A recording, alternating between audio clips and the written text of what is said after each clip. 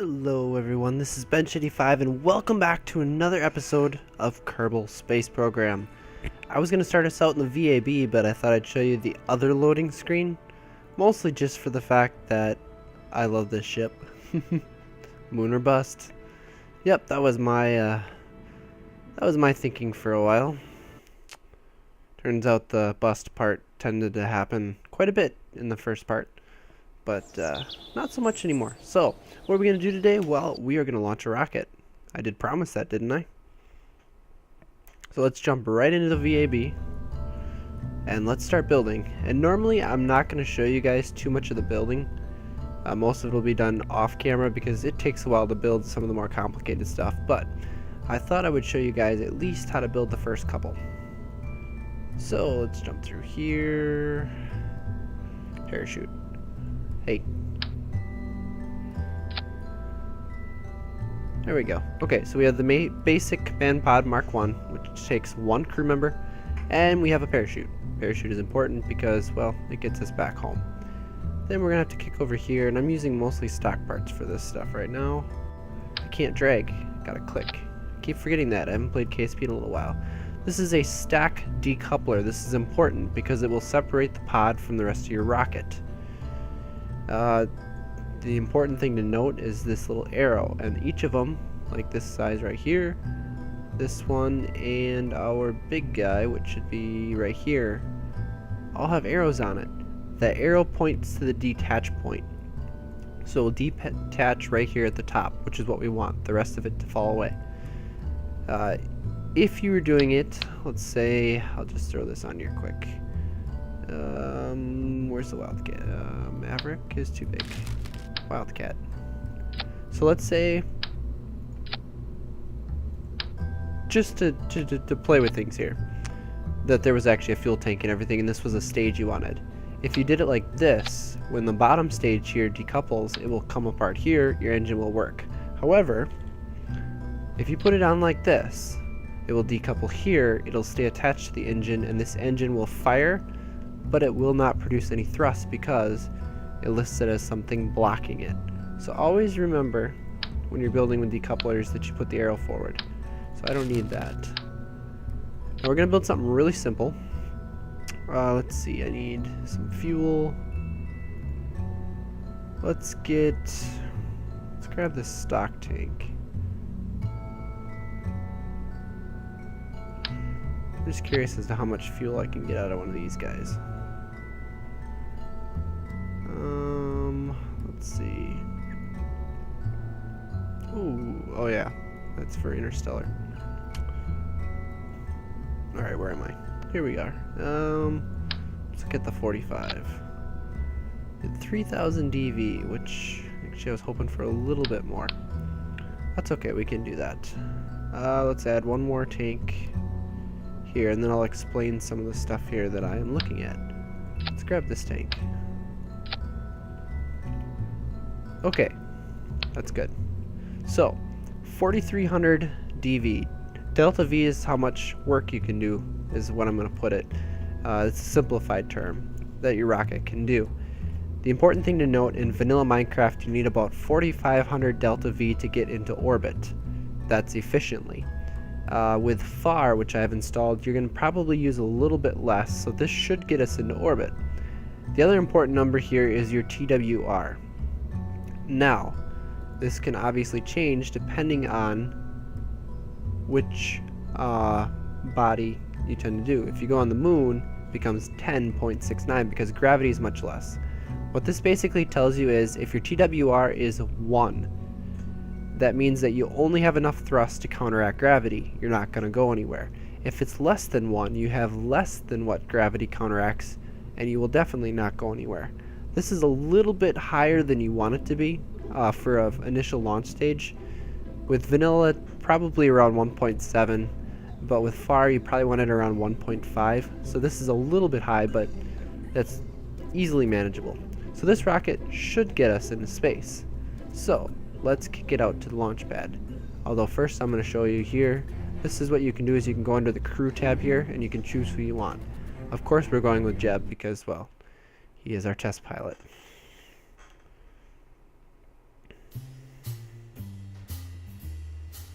And we let it load. Takes a little bit, not too bad.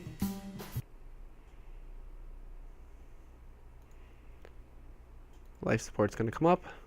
Alright, I'm going to throttle up to just under 100%. I'm going to press the T, which operates the SAS, which is our stabilization basically. And I'm going to press spacebar for our engine in the first stage. And we take off. And what I'm going to do is I'm going to go rather straight up because I want to demonstrate something. I'm actually going to throttle up a little bit higher. Velocity. We're doing okay. What I want to demonstrate is the fact that a lot of people think in order to get to space, you just go up. So this first flight is going to prove that that is not actually the case. We're going a little bit...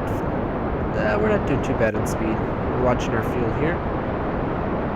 I love this. There's actually clouds that we fly through. Something that vanilla just doesn't have. So we're going to keep going up here. I'm actually going to bring up the Orbital Flight. This is Flight Engineer right here. Gives me all the important numbers. Normally you'd probably want to start flying it at some point from the orbital map here, which I'll show you guys here. It shows you your apoapsis, which is the important part. That's the highest point of your orbit. And in order to get into orbit, we need to get this above 70 kilometers or 70,000. And actually, you can click it to bring it up. But I want to do it from here, just because I like the view from here. So I'm actually watching it right here. It's my apoapsis height. Periapsis would be your lowest point. So our goal is to go up. We're going to put this at about 80 kilometers, I think. We're going to cut engines. I'm going to show you guys my trajectory. Okay, so if we go back here, you'll see all I'm doing is going up and then falling back down. The reason being, if you want to go into an orbit, you actually need a horizontal component. So what we're going to do is we're going to get up to apoapsis and we are going to burn sideways. And let's see, it's 1:33 away, which I'm watching from here. You'll notice the numbers are actually right in line here. It's important. So we're going to coast our way up. I can actually speed it up a little bit.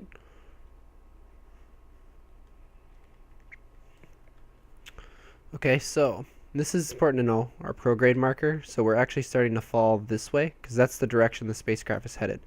I want to tip it all the way over to the 90, which is traveling east, and this means that we are on our horizon right here. We are pointing exactly straight over. Your nav ball tells you everything. We're going to light the engine back up, and we are going to burn sideways, and we're going to see how we do here. Kind of adjusting it based on my apoapsis. I'm trying to hold this pretty close. At least as close as I can.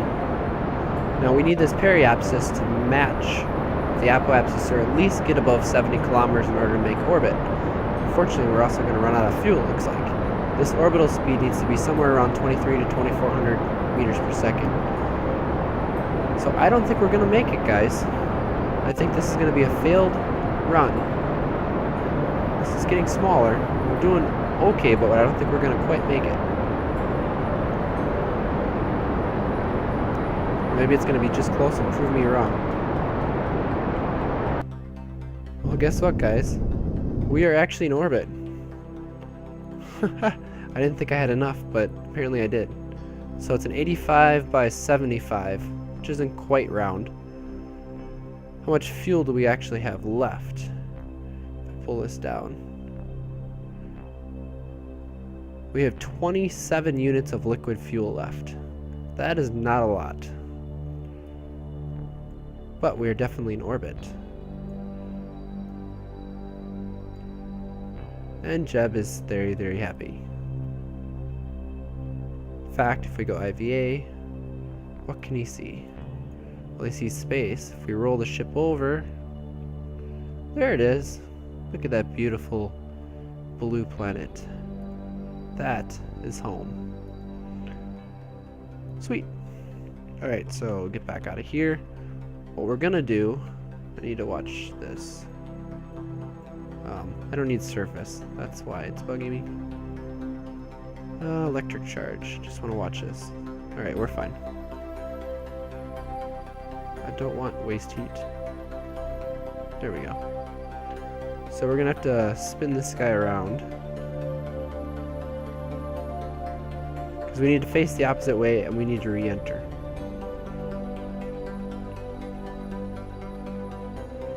Actually, to prove a point, I'm actually going to revert the flight. Normally I won't be doing this, but I'm going to revert it back to launch. Because I want to show you guys the proper way to get to orbit and improve fuel efficiency.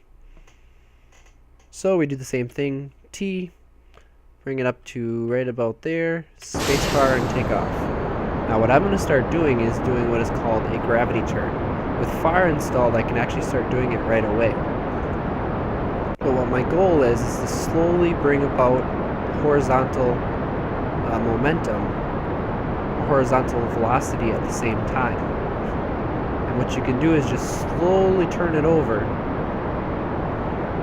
and you will keep putting more and more horizontal into your speed, or horizontal velocity into your, I guess it would be actually a horizontal component into your velocity, because you have a horizontal and a vertical, if that makes any sense. See, we're already starting to track over, which is good. And the reason you want to launch to 90 is because of the rotation of the planet actually helps you. It gives you a boost of, I think, I don't know, a little over 100, 150 meters per second maybe? I don't know the exact number. Actually, this thing's got a lot of acceleration, so I should actually be tipping over a lot more. Oh no! That is far for you. Gotta get back to our prograde.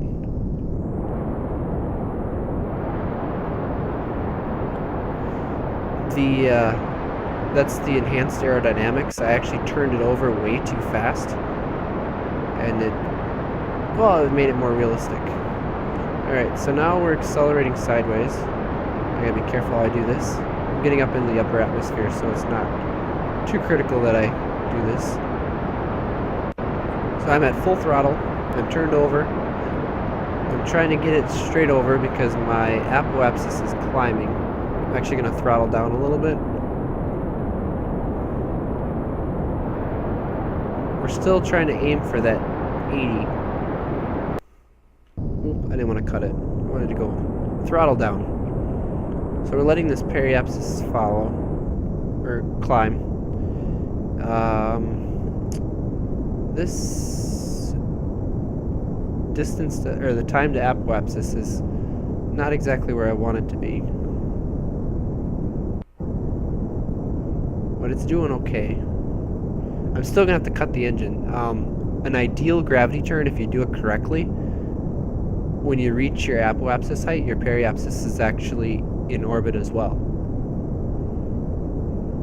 But I didn't quite do that, so I'm actually going to cut engines. We're going to coast up a little bit. But remember, when we hit 80 kilometers, what it looked like before. Now if you look at our orbit, it's much, much more curved, which means that it doesn't take much to finish the circle.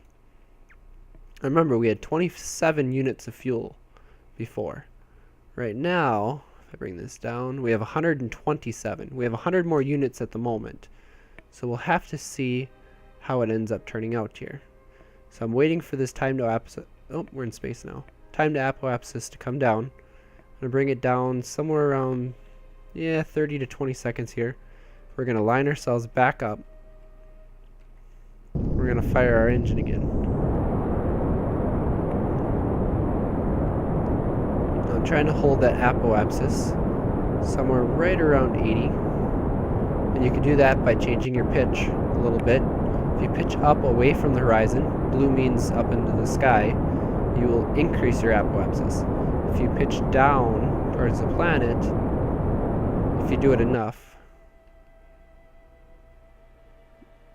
let's see. I'm trying to get into that, okay, 85 by 75, which is the exact same orbit we had before.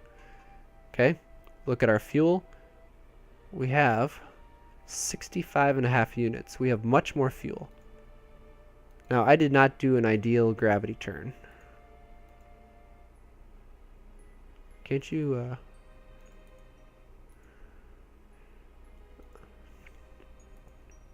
There we go. Wanted to get rid of that.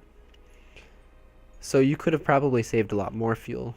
It's been a little bit since I've flown with FAR installed, so gravity turns are a little bit different. Remember, I did spin it out, which probably absorbed a lot of fuel because I wasn't burning anymore. So, we want to get back home. Now home, I'm going to take this grid off, is right here. Now if I remember correctly, we need to burn over on this side. Now actually I want to show you guys something. Basic orbital mechanics. Let's come around here to our apoapsis. Remember, our apoapsis is our highest point. If we come to our apoapsis, and I'm going to stay here in the map view just to show you guys what's going on. We'll bring up this. I'm going to bring this over to my prograde marker. Now here's the crazy part about orbital mechanics. Anything you do at a certain point in the orbit, when it comes to prograde and retrograde, affects the exact opposite. So I'm going to burn here, accelerate at apoapsis. If you notice, the apoapsis actually swung around here, but look at, they're almost identical, 86 by 85. Okay, I increased this side of the orbit by burning on this side. That's the way orbital mechanics works. Pretty crazy, right? So I'm going to speed this up. Let's see. We want to be right about there, I think. I'm trying to line this up for a good landing. It's been a little while since I've done a re-entry like this. And now we're going to line up to the retrograde marker, which is the opposite marker here. Okay? And I'm now going to burn, because if you notice, we come back to here. We are flying in this direction, but the engine is right here. So we are going to burn opposite from the direction we're going. And actually, I'll do it from here. And I think we're going to look to set our periapsis right around 35, maybe 30 kilometers we're going to go with.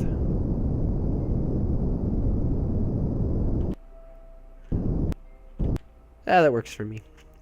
So now, we are still technically in an orbit, but we're at 30 kilometer periapsis, and remember that's in the atmosphere. And because it's realistic, that also means that when we hit the atmosphere, we're going to start slowing down. So let's speed this up. You'll see our height here is going to start coming down, and when we hit the atmosphere right there, it takes me out of time warp. Because now we can't actually time warp, we can only physics warp, it's called. So I'm going to line it up again. Yeah, we got plenty of electric charge. Facing like such. And now is when we're actually going to cut ties to the rest of our rocket, because we are on a home return journey because we're in the atmosphere. So I'm going to press spacebar, and you'll see it's separated exactly where we wanted it to. Now we just have the capsule. That will burn up. It's debris. That's what I want it to do. So now we're going to hold this. We're going to speed it up a little bit. I'm actually going to go 4x. And I'm trying to do a very gradual return. But you'll see our periapsis will start dropping. We can watch it here. 27. Remember we were at 30 to begin with. Oh yeah, because I'm in phys warps, it goes nuts. So actually I'm going to drop it out of time warp, phys warp. I'm going to press T. Oh wow.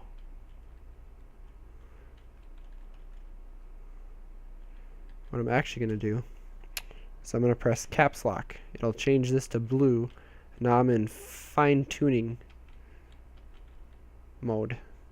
Bring it back out of caps lock. I'm going to take off the T. And apparently there's not enough atmosphere to point the bottom of the capsule into the wind like it should, or into the atmosphere. Well, it is bringing it back a little bit. So let's accelerate a little bit again.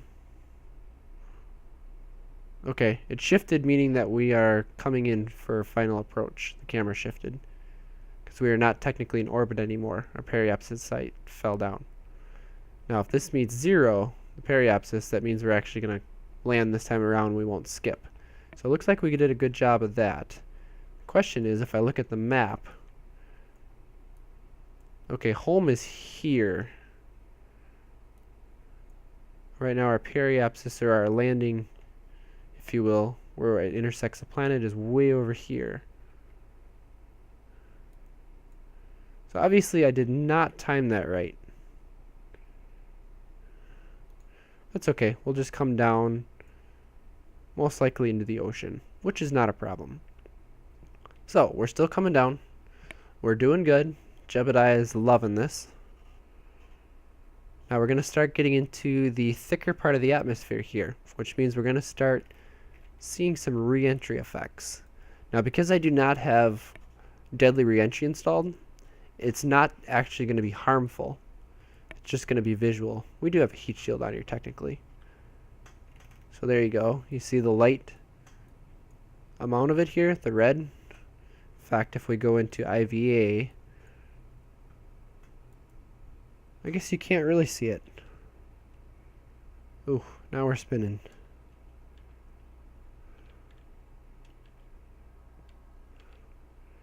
Yeah, I really don't see it. If you're coming in a lot faster, you would actually see the reentry effects. I guess, yeah, we're through it already.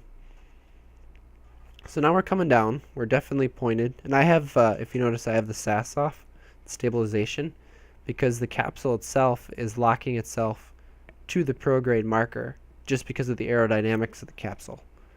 So we're going to come down, and actually I'm going to change this to surface. It'll tell me the exact surface above the terrain, which is the, or no, actually I want it above the sea level because we're over the water. This is the terrain, or the bottom of the ocean. Now it doesn't really matter when I drop the parachute because the parachute itself is going to deploy at 500 meters. So I probably want to do it before 500. What it'll do is it will semi-deploy. So it'll start slowing me down, but won't fully slow me down because it's not actually open.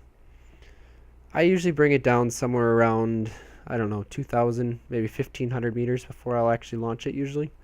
Unless I'm really coming in hot, I have something big, and I need to slow it down before the parachutes hit. Because there is a bit of G-force when it hits. So I'm watching this, somewhere around 1,500, press spacebar, parachute goes up. And you can see it semi-deployed. Now we're slowed down a little bit, we're almost below 100 meters per second. And now it deploys. G-forces came up. We are going 6.4 meters per second, headed down. That is easily slow enough. I think you can survive somewhere around 8 to 9 meters per second on Kerbal here. So we're definitely doing just fine.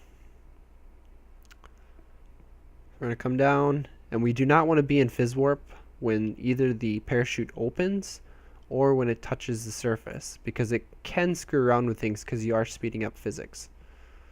And we're going to splash down. 3, 2, 1, splash down. Beautiful. So we'll recover vessel, and we've got our first mission complete. We made it to orbit in a very fuel efficient rocket. Now here's the cool part. Mission summary. What did Jeb get? Splashdown. He withstood 3 Gs of acceleration. He flew horizontally at Mach 4 below 30,000. That's because we did a gravity turn. He became the first Kerbal to orbit, and he became the first Kerbal in space. Awesome. And Jeb is available for our next mission. So actually, if you look at it, and this comes up again, you can see he's got all of these different ribbons. And it shows that he has 1 mission under his belt. This is why I wanted the Final Frontier, because it's going to be able to keep track of everything we have. So that, guys, that's our first space mission. Kind of gave you guys an idea of how a launch works, some of the basic tips on how to play. Our next mission is probably going to be a rendezvous and docking. So I'll probably launch 1 spacecraft up with maybe Bob or Bill. We'll keep it up there, we'll have a docking port on it, and we'll perform a docking operation and show you guys how that works. So with that, guys, thanks for watching. I thought maybe I had a bit of a sunset, but I guess the sun is a little higher in the sky than I thought it was going to be. But yeah, thanks for watching. Leave your feedback if you're liking this series. Let me know what you think. And as always, take it easy.